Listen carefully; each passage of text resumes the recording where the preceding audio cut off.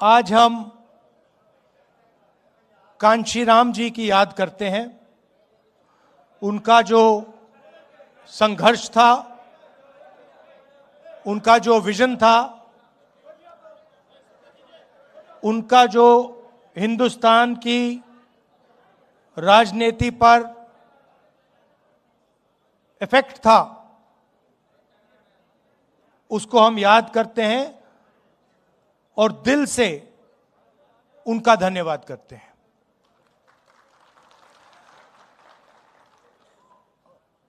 काफी लोगों ने भाषण दिए और कहना चाहता हूं कि हर भाषण में गहराई थी, हर भाषण में गहराई थी। लोगों ने अलग अलग चीजें कही। पहले भाषण में कहा कि हमें क्या चाहिए। आपने लिस्ट दी कि हमें ये चाहिए, ये चाहिए, ये चाहिए, ये चाहिए। और जब आप कह रहे थे, मैं सोच रहा था कि भाई राजनीति में चाहने से कोई देता नहीं है। मेरा एक्सपीरियंस है कि भैया जितना आपको चाहना है चाह लो, उसका कोई मतलब नहीं होता। तो मैं ये सोच रहा था, फिर दूसरा भाषण आया और एकदम उन्होंने कहा जो मेरे दिल में दिमाग में सवाल था कि भाई सही है, ये चाहिए, मगर कैसे? उसका जवाब आया, आपने दिया, गौतम जी ने दिया कि जब तक विचारों के लिए नहीं लड़ा जाएगा तब तक कुछ नहीं होने वाला। और मैं आपसे कह देता हूं, ये जो आप नारे लगाते हैं, इससे कुछ होता नहीं है। ये कि भैया राहुल गांधी जिंदाबाद, इससे कुछ होता नहीं है।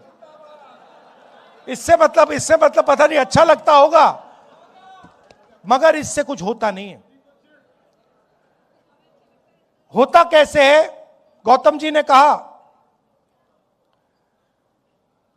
जो मन बना लेता है कि ये जो हो रहा है इसको मैं एक्सेप्ट नहीं करने वाला हूं।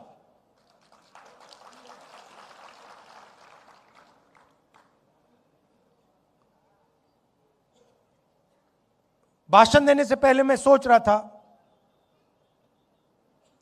कि अंबेडकर जी शिक्षा की बात करते थे,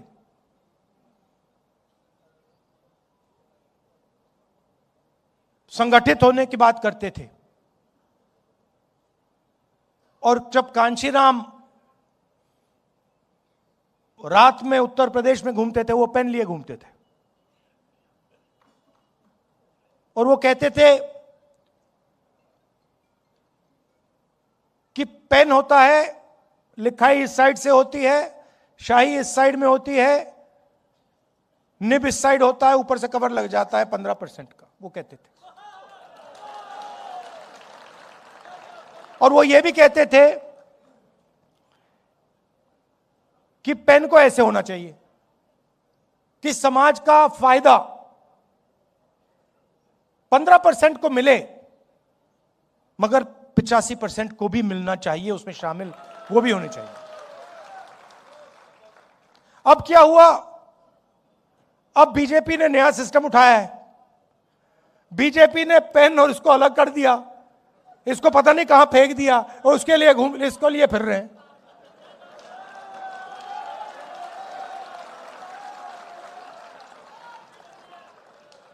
मतलब जो पहले रास्ता था जिस पे हम चल रहे थे,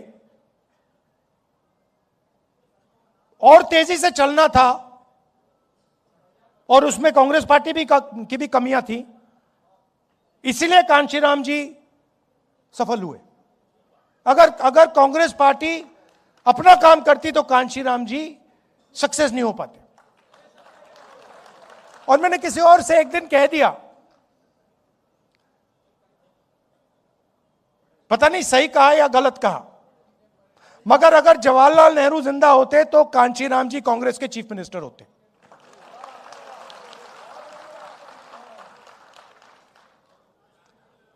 मगर कहने का क्या मतलब है, राजनीति में दो तरीके के लोग होते हैं। एक कहता है कि मुझे ऐसा पेन चाहिए, दूसरा कहता है मुझे ऐसा पेन चाहिए। मतलब मुझे पेन ऐसा चाहिए कि सब लोगों को फायदा हो, समाज में कोई पीछे ना रहे, और अगर हिंदुस्तान में प्रगति हो रही है तो गरीब से गरीब बच्चा किसी भी वर्ग का हो, उस प्रगति में उसको शामिल होना चाहिए।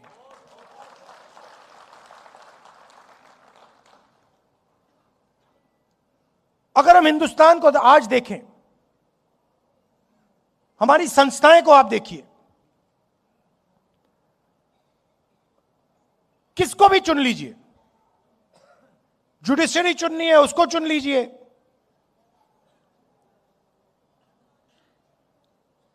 मंत्रिमंडल देख लीजिए, ब्यूरोक्रेसी देख लीजिए, शिक्षा का सिस्टम देख लीजिए, कॉर्पोरेट इंडिया देख लीजिए, किसी एक को चुन लीजिए और थोड़ी सी गहराई में आप जाएंगे तो आपको दिखेगा 85% उसमें कहीं है ही नहीं।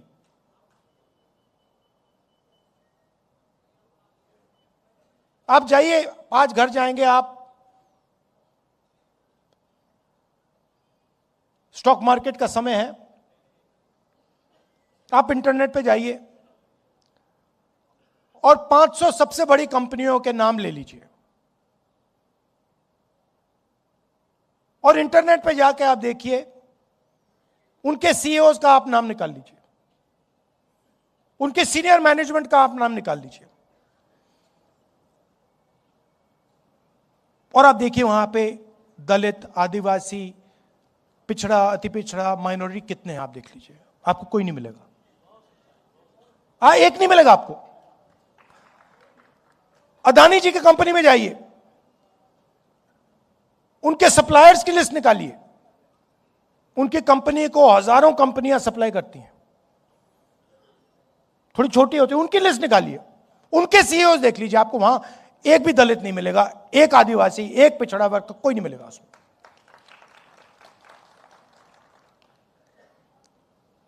किसी भी प्राइवेट अस्पताल में चले जाइए, आपके परिवार के लोग बीमार होते हैं, अगली बार आप जाएंगे जरा नाम पढ़िए, अपोलो हॉस्पिटल में जाके नाम पढ़िए डॉक्टरों के,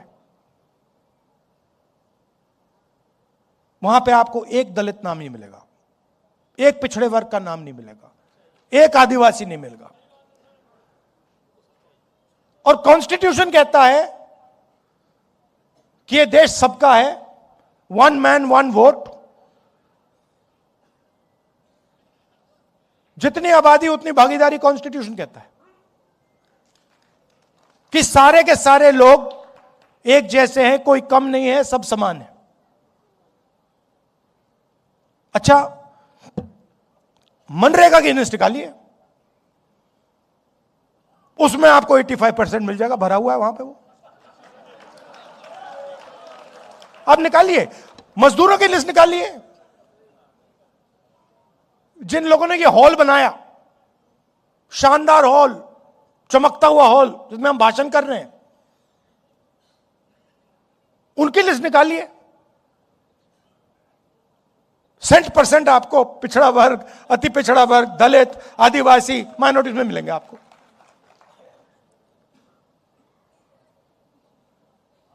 और उधर भी कॉन्ट्रैक्टर मिलेगा आपको।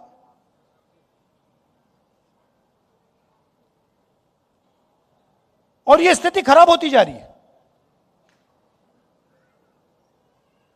अगर इंप्रूव हो रही थी तो अलग बात है।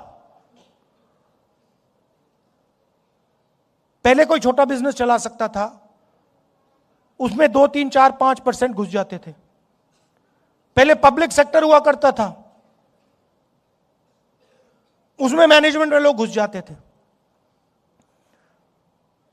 पब्लिक अस्पताल थे, पब्लिक यूनिवर्सिटी कॉलेजेस थे, उसमें घुस जाते थे लोग। आपने इंटरव्यू की बात की, मैं गया था, दिल्ली यूनिवर्सिटी गया था। इंटरव्यू बच्चों को निकालने का तरीका है। आपकी जात क्या है भैया, आप इंटरव्यू में फेल, सीधी सी बात है। वो सब बोल रहे हैं। आरएसएस के संगठन की लिस्ट निकालिए, जो उनके प्रचारक लोग हैं, जो उनका सीनियर आरएसएस का जो सेंटर है, उसमें आपको एक ओबीसी नहीं मिलेगा, एक दलित नहीं मिलेगा, एक आदिवासी नहीं मिलेगा। तो लड़ाई बिल्कुल क्लियर है। एक तरफ 85% बैठे हैं और उनको कहा जा रहा है कि भैया ये देश आपका नहीं है। कहने के लिए हां,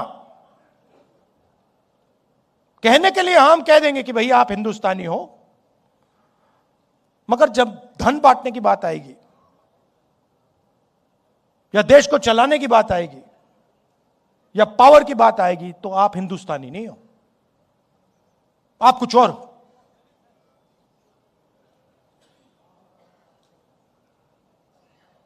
और यह संविधान के बिल्कुल खिलाफ है।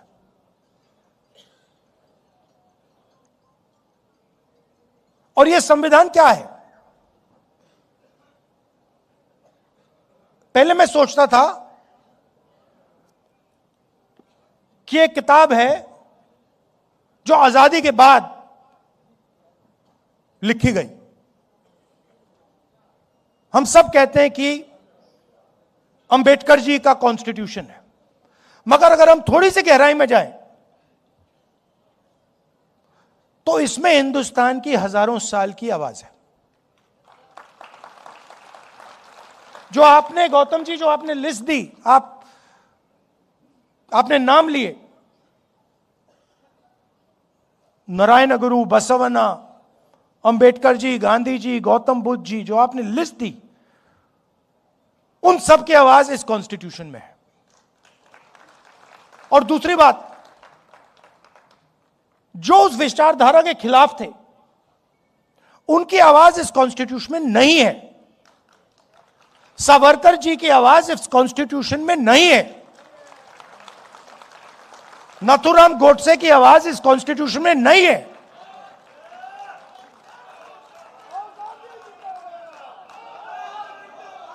वो कुछ भी कह लें, नरेंद्र मोदी जी इस कॉन्स्टिट्यूशन की विचारधारा को नहीं मानते। और मैं आपको बताता हूं यह मैं किस बेसिस पे कह रहा हूं। आपने अंबेडकर जी की बात कही, कांशीराम जी की बात कही, और आपने कहा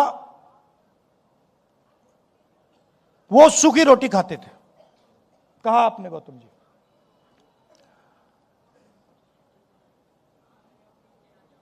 और अंबेडकर जी के बारे में लोग बहुत कुछ कहते हैं।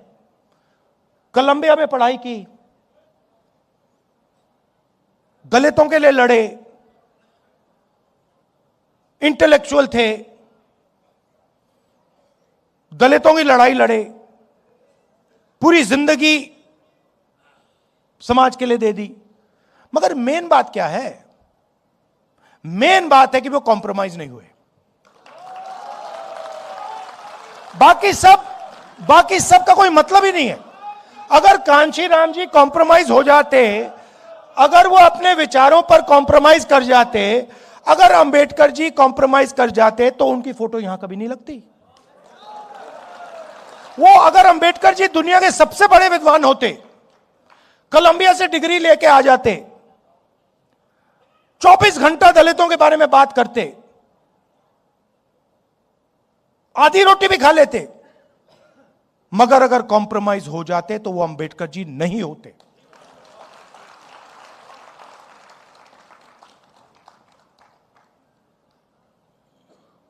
फर्क है अंबेडकर जी में, गांधी जी में, कांशीराम जी में और सावरकर में। बहुत बड़ा फर्क है। गांधी जी 10-15 साल जेल गए, कॉम्प्रोमाइज नहीं किया। अंबेडकर जी पूरी जिंदगी दे दी, कॉम्प्रोमाइज नहीं किया। कांशीराम जी ने क्या कॉम्प्रोमाइज किया किसी से? सवाल नहीं उठता, कर ही नहीं सकते। करना भी चाहते तब भी नहीं कर पाते हो, क्योंकि इतनी गहराई से बात उनके दिल में थी कि वो कर ही नहीं सकते।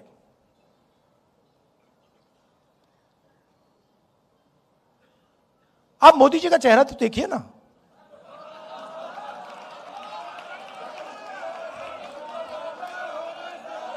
जरा देखिए। वो उनके संगठन की पुरानी आदत है, ये नई चीज नहीं है। अब मत सोचिए कि ये पहला एग्जाम्पल, पहला उदाहरण है। ये पहला उदाहरण नहीं है, इनका लाइनअप है, ये करते जाते हैं। आप देखिए, आप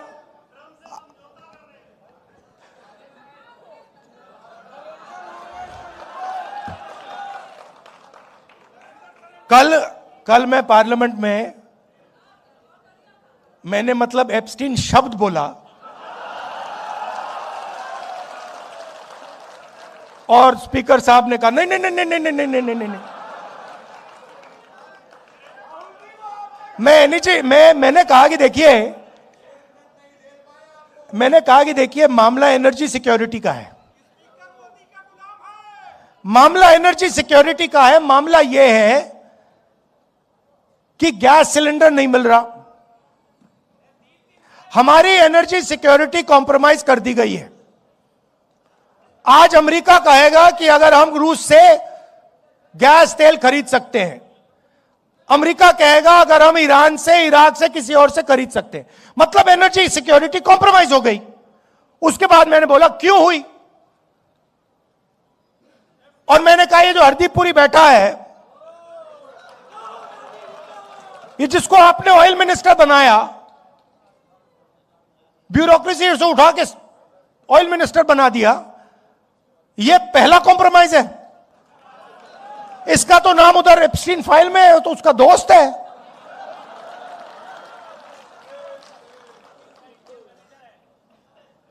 इसकी बेटी के कंपनी में जॉर्ज सोरोस का पैसा गया है।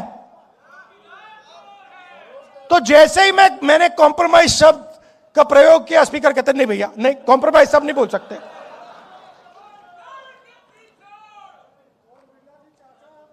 तो अब तो एक साइड एप्स्टीन है, दूसरी साइड अदानी जी। आपने बड़ी गहरी बात बोली, आपने बड़ी गहरी बात बोली। मैंने इसके बारे में काफी सोचा है। आपने बोला कि देखिए कांग्रेस पार्टी गरीब पार्टी है,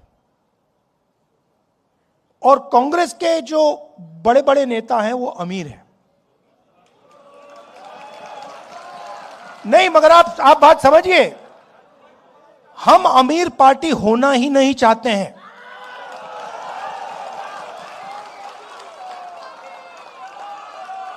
ये कांग्रेस पार्टी का डिजाइन गांधी जी के टाइम से यही है भैया। ये जिस दिन अमीर पार्टी बन जाएगी उस दिन वो बीजेपी बन जाएगी। हमें गरीब पार्टी चाहिए। मैं इस बात को मैं इलेक्शन में समझा। इलेक्शन में माखन जी मेरे पास आए, कहते राहुल जी हमारे सारे के सारे बैंक अकाउंट फ्रीज कर दिए। मैंने सोचा भाई अब तो फंस गए, चुनाव आ रहा है, सारे के सारे बैंक अकाउंट फ्रीज हो गए, अब क्या करेंगे। कांग्रेस पार्टी पे कोई रुकावट नहीं आई, वो चलती गई, कोई फर्क नहीं पड़ा। देखिए ये है विचारधारा की पार्टी, और इसको ये बीजेपी वाले नहीं हरा सकते हैं। सवाल नहीं उठता। अगर ये अपनी पटरी पे चलेगी, अगर ये गांधी जी की पटरी पे चलेगी, अंबेडकर जी की पटरी पे चलेगी, इसको कोई नहीं हरा सकता। ज्योतिबाई फुले की पटरी पे किसको कोई नहीं हरा सकता। अगर कमी है तो हम में है, यह सबसे पहले समझना होगा।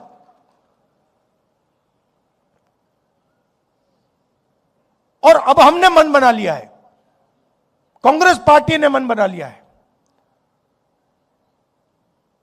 कि जाति जनगणना होगा और दलितों को, पिछड़ों को, आदिवासियों को, अति पिछड़ों को, माइनॉरिटीज को हिंदुस्तान के पावर स्ट्रक्चर में जगह मिलेगी।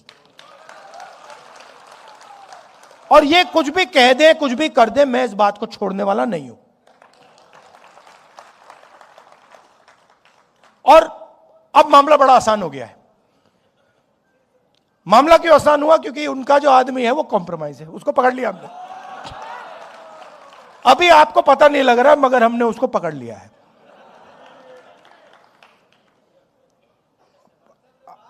नहीं, वो पकड़ लिया है।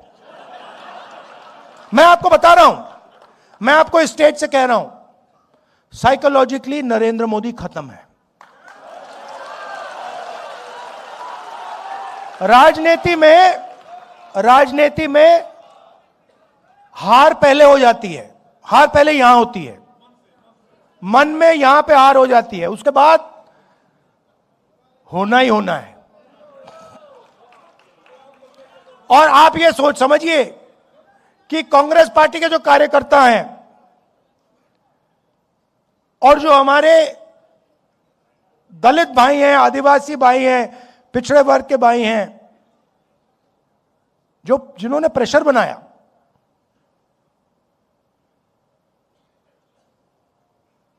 उन्होंने नरेंद्र मोदी को खत्म किया है। और मैं आपको बता देता हूं, देखिए,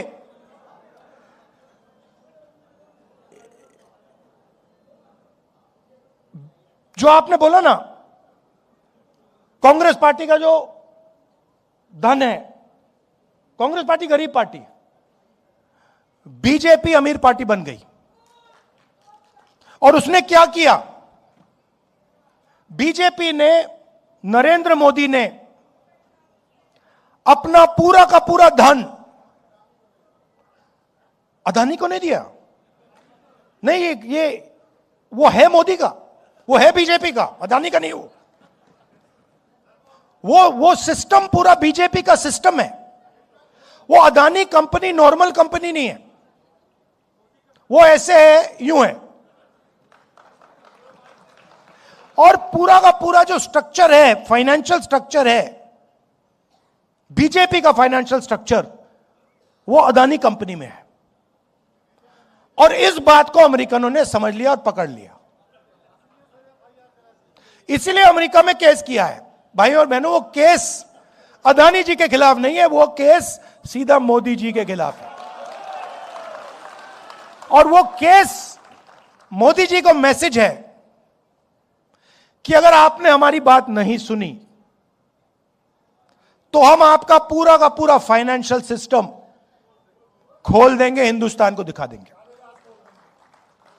तो अब नरेंद्र मोदी जी हिंदुस्तान के प्रधानमंत्री नहीं रहे हैं, वो अब अमेरिका का काम कर रहे हैं। और जब मैं ये बात पार्लियामेंट में कहने जा रहा था, नरेंद्र मोदी भाग के निकल गए। आंख में आंख नहीं मिला सकते।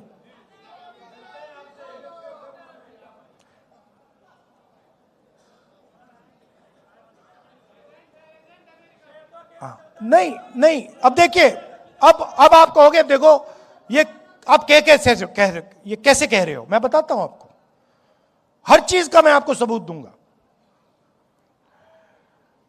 हिंदुस्तान का कोई भी प्राइम मिनिस्टर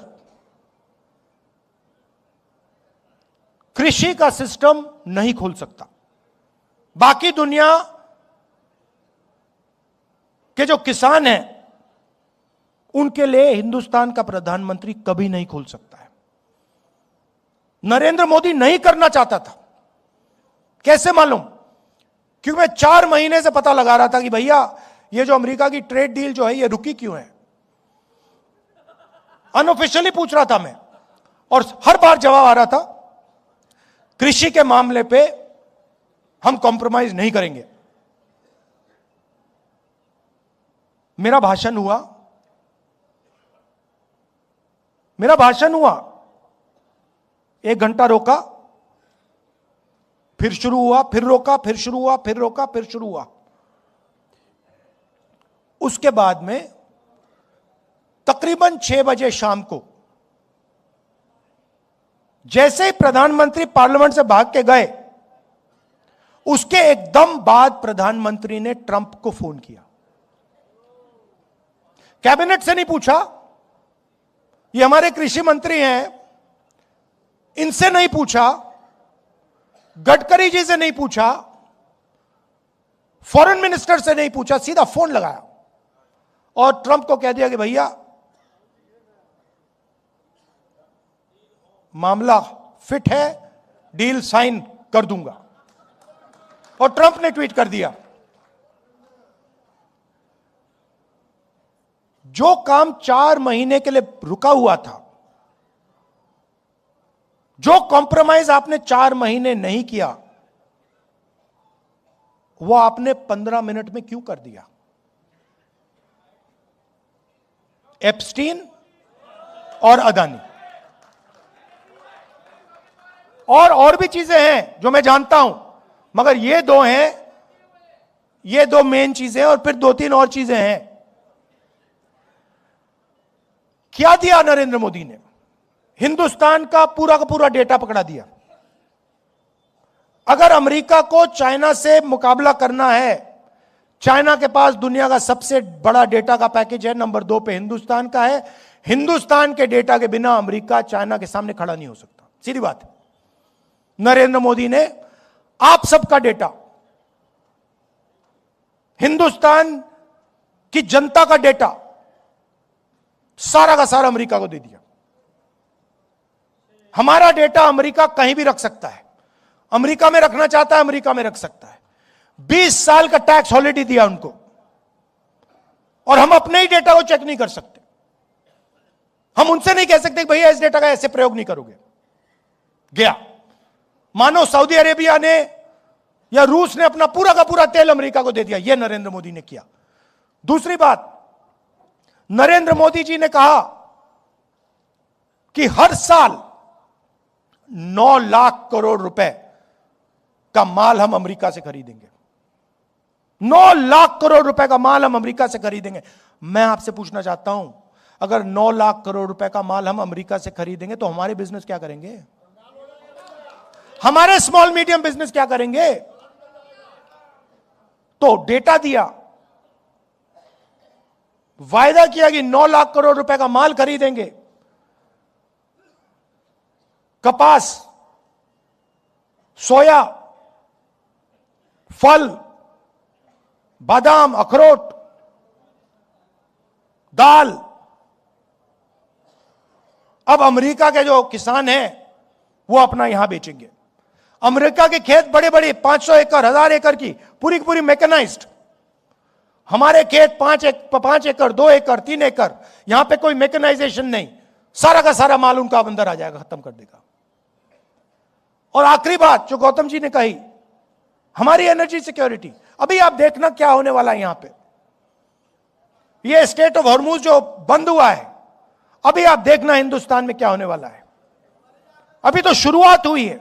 क्यों? क्योंकि नरेंद्र मोदी ने हिंदुस्तान की एनर्जी सिक्योरिटी अमेरिका को दे दी। अमेरिका को कह दिया कि भैया आप बताओ हमें कि हम कहां से तेल खरीदें, कहां से गैस खरीदें। आप चाहते हो कि रूस से ना खरीदें, नहीं खरीदेंगे। चाहते हो ईरान से ना खरीदें, नहीं खरीदेंगे। चाहते हो इराक से ना खरीदें, नहीं खरीदेंगे। आप बोलो। ये चीजें नरेंद्र मोदी ने दी। लिया क्या?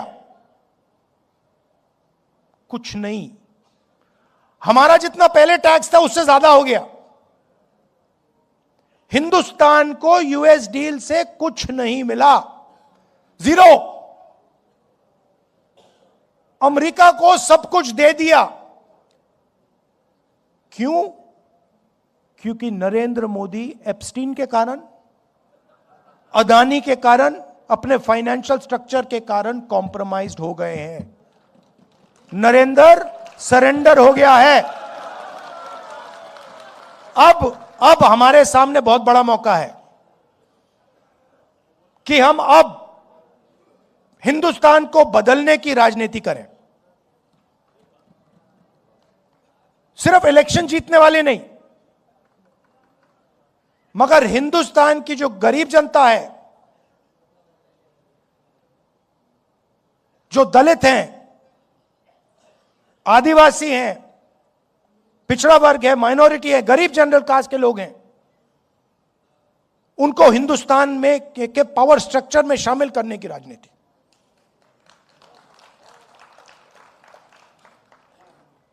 और उसके लिए आपको आपके दिल में कुछ होना पड़ेगा। नारों से नहीं होने वाला। अगर कांग्रेस पार्टी के पास उत्तर प्रदेश में 100 ऐसे लोग मिल गए, मुझे 101 नहीं चाहिए, अगर 100 लोग मिल गए जो कहते भैया हम मर जाएंगे मगर पीछे नहीं हटेंगे, हमारा काम हो जाएगा, खत्म हो जाएगा। मतलब यहां पे तो कितने लोग हैं? यहां पे 1000 लोग हैं। मैं तो छोड़ो, 1000 छोड़ो, मुझे बस ये 100 चाहिए जो कहे कि भैया हम मर जाएंगे मगर ये जो हमारा लक्ष्य है इसको हम नहीं छोड़ने वाले, काम हो जाएगा हमारा। आप सब आए, आपने इतनी एनर्जी दी, इतना प्यार दिया, इसके लिए दिल से आपका धन्यवाद करता हूं। और मैं आपको सिर्फ कहना चाहता हूं कि मेरे लिए अंबेडकर जी का संविधान, गांधी जी का संविधान, यह सबसे जरूरी चीज है और इसकी हम मरते दम तक इसकी हम रक्षा करेंगे। आप सबका बहुत बहुत धन्यवाद। न्याय योद्धा